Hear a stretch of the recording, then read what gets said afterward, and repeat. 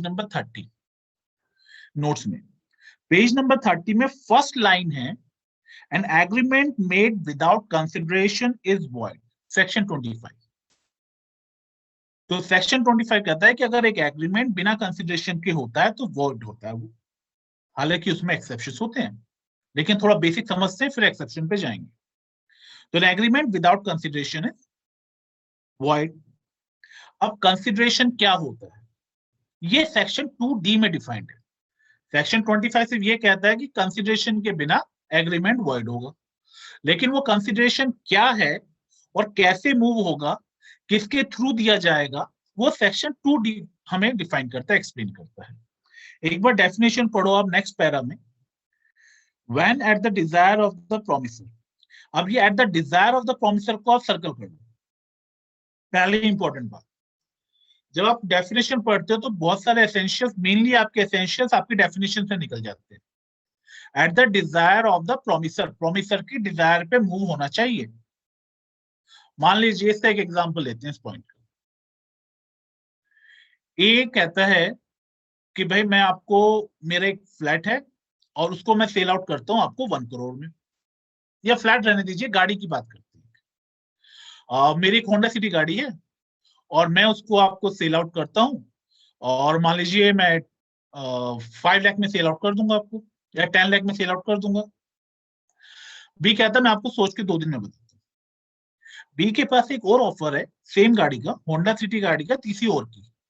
वहां पे वो 8 लाख में दे रहा है, लेकिन ये गाड़ी की कंडीशन अच्छी है, लेकिन ये 2 लाख महंगी बता रहा है, 10 लाख बता रहा है। बी उसके घर पे जाता है, ए के घर पे जाता है, तो ए तो नहीं मिलता, ए का फ्रेंड बाहर खड़ा होता है। ए का फ्रेंड वो बी, सी था, सी कॉमन फ्रेंड ए और बी का। बी सी से कहता है कि मैं गाड़ी खरीदनी थी इसकी, और ये 10 लाख में दे रहा है, सेम मॉडल दूसरी को मुझे 8 लाख में मिल रहा है, अगर 9 लाख तक देता तो मैं कर लेता। बी कहता है यार मेरा दोस्त है, तेरा कंफर्म है, मैं 9 लाख रुपए में तुझे दिलवा दूंगा, तू परसों आ जा। अभी ये बाहर गया गाड़ी लेके, आ जाएगा परसों, आ जा, 9 लाख रुपए गाड़ी तेरी। अब ये बी 2 दिन बाद जाता है पैसे लेके 9 लाख रुपए। ये से कहता है जी मेरे से कोई बात नहीं, मैंने 10 लाख बोले थे, 10 लाख मुझे मिल गए, मैंने गाड़ी बेच दी।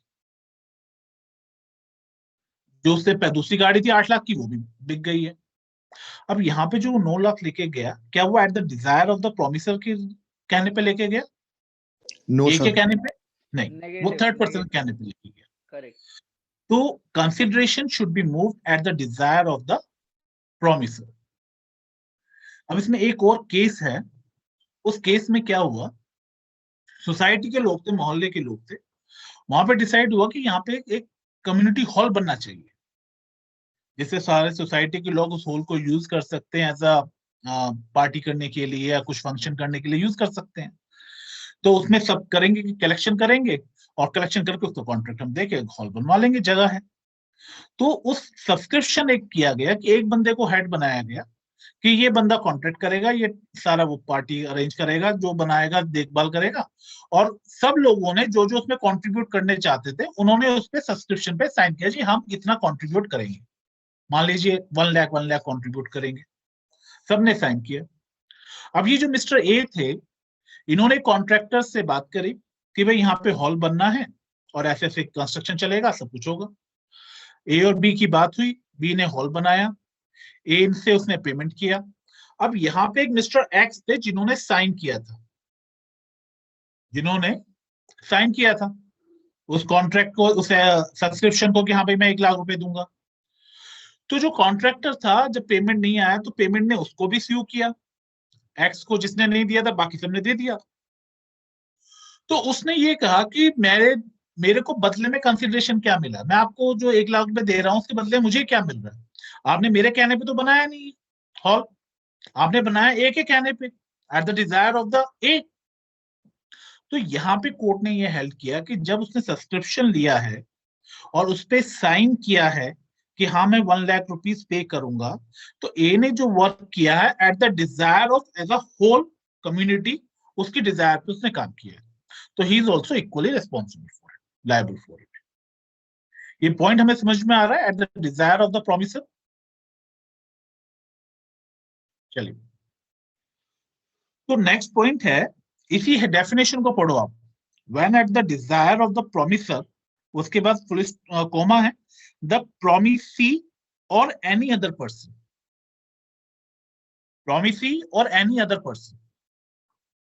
तो वो जो कंसिडरेशन मूव होना चाहिए वो कौन मूव करेगा? प्रोमिसर के डिजायर पे होगा, या तो प्रोमिस ही कर सकता है या कोई और पर्सन भी कर सकता है। अब यहाँ पे बहुत इंपॉर्टेंट बात है, कंसिडरेशन सिर्फ प्रोमिस ही दे ये जरूरी नहीं है, हो सकता है थर्ड पर्सन कंसिडरेशन दे रहा है, तब भी ये वैलिड होगा। इसमें भी एक केस है, एक एग्जांपल है। इसमें क्या है कि एक चनैया मैडम है, उन्होंने क्या किया, एक ओल्ड लेडी है, उन्होंने अपनी डॉटर रमैया के नाम पे फेवर पे एक प्रॉपर्टी गिफ्ट करी। उसमें ये कहा कि ये प्रॉपर्टी तो आपको मैं दे रही हूँ अपनी डॉटर को, लेकिन यहाँ से जो रेंट आता है, करीब मान लीजिए 1 लाख रुपए रेंट आता है, उसका 50,000 रुपया मेरे ब्रदर को दोगे हर महीने। सिंपल सी बात है। मदर ने कहा डॉटर को, मैं आपको ये प्रॉपर्टी गिफ्ट कर रही हूँ, ये प्रॉपर्टी आपकी है, लेकिन इसमें से जो रेंट आता है उसमें से 50,000 पर मंथ आप मेरे ब्रदर को दोगे। ये बात हुई है। बाद में मदर की डेथ हो जाती है, जो डॉटर है वो गिफ्ट को एक्सेप्ट करती है, उस प्रॉपर्टी को अपने नाम करती है, लेकिन वो जो पेमेंट था वो देना मना कर देती है, जो 50,000 रुपए देना था। अब ये जो ब्रदर है ये सूट फाइल करते हैं अगेंस्ट दी डॉटर, कि भाई मेरी सिस्टर ने आपको ये गिफ्ट दिया था, इस बिहाफ पे दिया था कि आप मुझे 50,000 दोगे। अब डॉक्टर जो डॉटर है, डॉटर की प्ली ये थी कि जो मैं कंसिडरेशन आपको मैं दे रही हूं उसके बदले में आपने मुझे क्या दिया? मुझे दी है प्रॉपर्टी मेरी मदर ने, आपने तो दी नहीं है। अगर मैं आपको 50,000 दे रही हूँ उसके बदले में आपको मुझे क्या दे रहे हो? तो there is no consideration from your side. तो यहाँ पे ये डेफिनेशन इंपॉर्टेंट है। इंग्लिश लॉ में हमारा जो लॉ आता है मेनली वो इंग्लिश से, कॉमन लॉ ब्रिटेन से अडॉप्ट हुआ है। इंग्लिश लॉ में ये नहीं है। इंग्लिश लॉ में थर्ड पार्टी से, थर्ड पर्सन से कंसिडरेशन नहीं मिलेगा, कंसिडरेशन मिलना चाहिए प्रोमिसी से। लेकिन हमने डेफिनेशन का जो सेकंड पार्ट है, the promisee or any other person, यानी कि कंसिडरेशन किसी और से भी मूव हो सकता है। तो यहाँ पे कंसिडरेशन मूव हुआ है मदर से, और उस जिनका जो कंसिडरेशन था डॉटर को जो मिला है उसके बदले में प्रॉपर्टी मिली है, जिसके बदले में वो 50,000 दे रही है उसके ब्रदर को। तो यहाँ पे इंपॉर्टेंट ये कंसिडरेशन थर्ड पर्सन से भी मूव हो सकता है। सेकंड इंपॉर्टेंट बात। आगे डेफिनेशन में पढ़ते हैं, when at the desire of the promisor, the promisee or any other person has done or abstain from doing. Has done or abstain from doing यानी कि कुछ कर दिया है या कुछ नहीं किया है, दो चीजें, पॉजिटिव और नेगेटिव। एक एग्रीमेंट हुआ है, कॉन्ट्रैक्ट हुआ कुछ करने के लिए, एक कॉन्ट्रैक्ट हुआ कुछ ना करने के लिए। जैसे ए की एक प्रॉपर्टी है, बी की उसके पास पीछे लैंड है और उसके साइड में हाईवे है।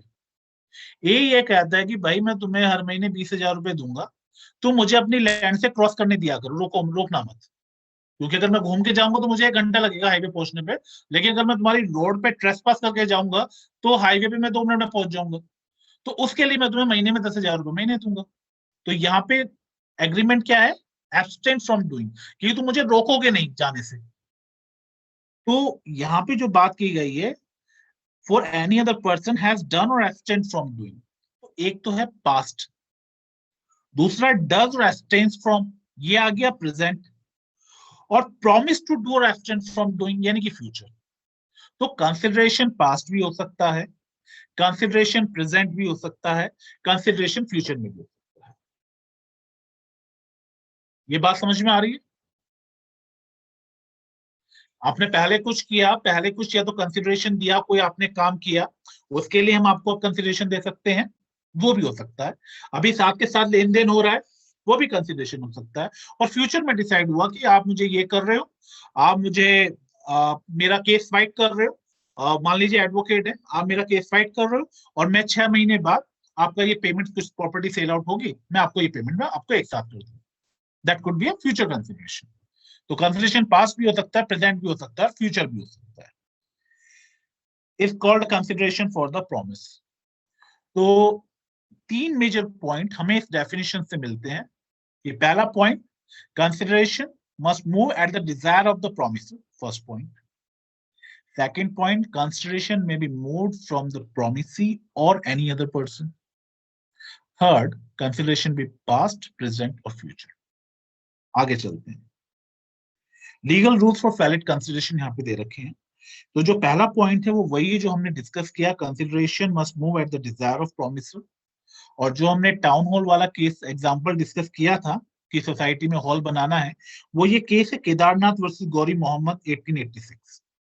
इसको आप अंडरलाइन कर सकते हैं.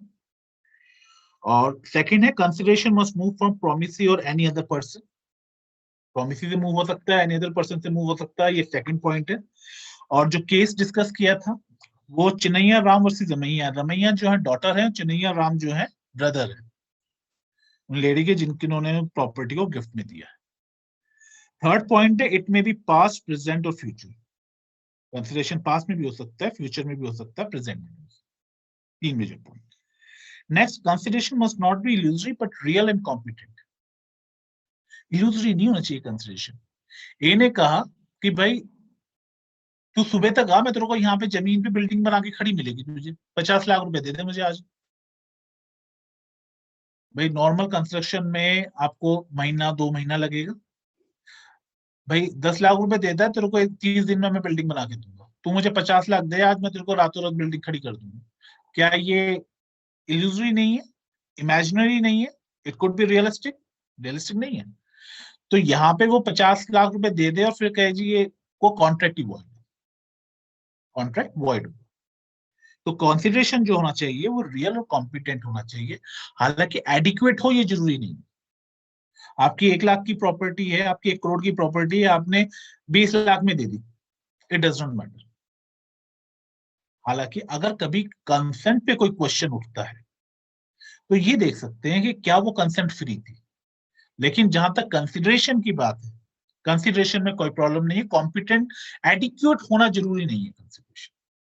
कंसिडरेशन होना चाहिए वो कितना भी.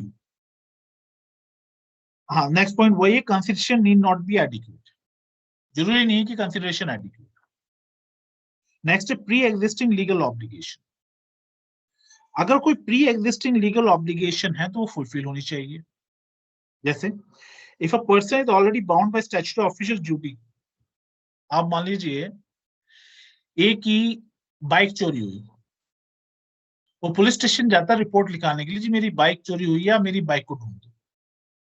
ऊपर से उसे कहता है कि भाई तू मेरी बाइक ढूंढ दे, तेरे को 10,000 रुपये दे दूंगा. यहाँ पुलिस की ऑलरेडी लीगल ऑब्लिगेशन है उसकी बाइक को ढूंढना. चोरी हुई है तो उसको ढूंढना उसकी ऑलरेडी लीगल ऑब्लिगेशन है.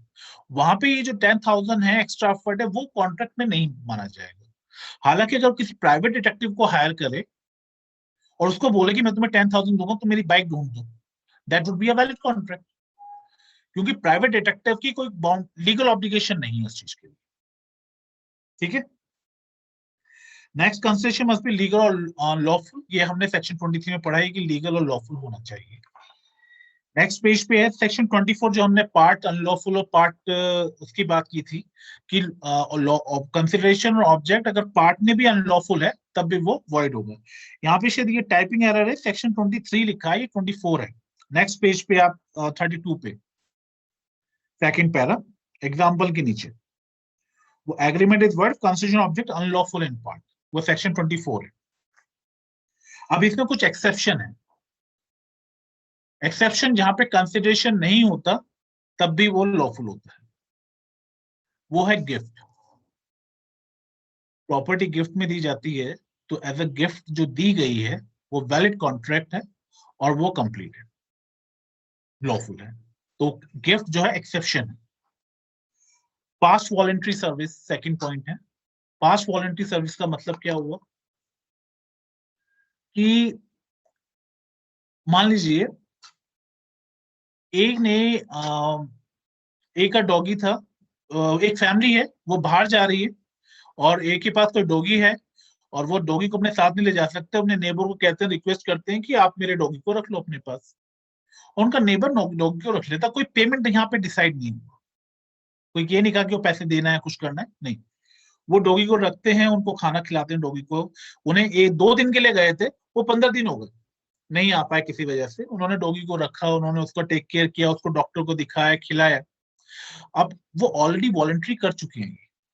अब जब वो आते हैं, वो कहते हैं कि जी मेरी सैलरी मिलेगी, 1 महीने बाद मिलेगी, मैं आज से ज्वाइन कर रहा हूँ, जब सैलरी मिलेगी मैं आपको इसका जो खर्चा वगैरह हुआ है मैं उसके लिए आपको 10,000 15,000 मैं आपको पे करूँ।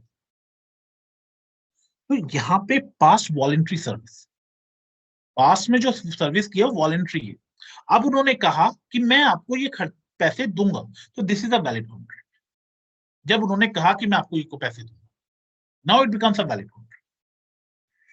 तीसरा है टाइम बार्ड डेब्ट। टाइम बार्ड डेब्ट क्या होता है? लॉ में हर चीज की एक लिमिटेशन होती है। आपका आज एक राइट वायलेशन हुआ है, आप 10 सालों तक सोते रहे, और 10 साल बाद अचानक रात को आपकी नींद खुली, आपने कहा वो राइट मेरा 10 साल बाद वायलेट हुआ था, आज मैं उसके अगेंस्ट जाके केस फाइल करता। तो ऐसा नहीं होता, हर चीज का एक टाइम लिमिट होती है कि आपको इतने टाइम में करना हो। तो अगर आपने किसी को पैसे दिए, मान लीजिए आपने पैसे दिए 2019 की दिसंबर या 1 जनवरी 2020 को आपने किसी को पैसे दिए, और उसको वो पैसे लौटाने हैं 31 दिसंबर 2020 तक। जो आपके बीच में कॉन्ट्रैक्ट हुआ है वो ये हुआ है कि भाई मैं तुम्हें उधार दे रहा हूँ या इंटरेस्ट पे दे रहा हूँ या जैसे भी, और 31 दिसंबर तक मैं आपको ये पैसे लौटा दूंगा। चाहे आपने वॉलंटरी दिया है, चाहे विदाउट इंटरेस्ट दिया है, फ्रेंडशिप में दिया है, 31 दिसंबर एक डेट डिसाइड हुई कि 31 दिसंबर 2020 तक मैं आपको पैसे लौटा दूंगा। अब 31 दिसंबर 2020 के बाद 31 दिसंबर 2021 आ गया, आपने पैसे नहीं मांगे, ना उसने लौटाए। 31 दिसंबर 2022 आ गया, आपने पैसे नहीं मांगे, उसने नहीं लौटाए। 31 दिसंबर 2023 आ गया, अब हो गए 3 साल। 3 साल के बाद 1 जनवरी के बाद आप कहते हो अपने फ्रेंड से कि भाई पैसे दिए थे, पैसे दे दे। वो कहेगा मैं नहीं दे रहा पैसे, 3 साल हो गए, टाइम पार्ट हो गया, तू ले भी नहीं सकता। तो 3 साल का लिमिटेशन पीरियड होता है रिकवरी का। अब वो हो गया time part. Time part payment, हालांकि उसका राइट खत्म हो गया, लेकिन 1 जनवरी को आपका फ्रेंड कहता है भाई देख तेरा राइट तो है नहीं, लेकिन मैं तेरे को 3 लाख रुपए दिए थे, 3 लाख दे दूंगा 6 महीने, 3 लाख दे दूंगा 6 महीने में, 6 महीने का टाइम देते। अब ये फ्रेश कॉन्ट्रैक्ट, ये कॉन्ट्रैक्ट वैलिड है। ये टाइम बार डेट जो था, it is also part of consideration, it will be considered as consideration. बात समझ में आई? ये वाला एग्जांपल समझ में आया? टाइम बार डेट समझ में आया?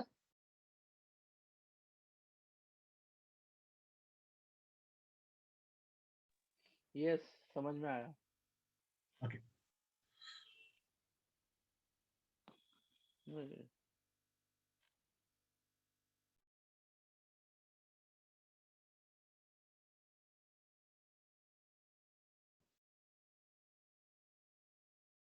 तनिया आप वो अपना कैमरा ऑफ कर लें।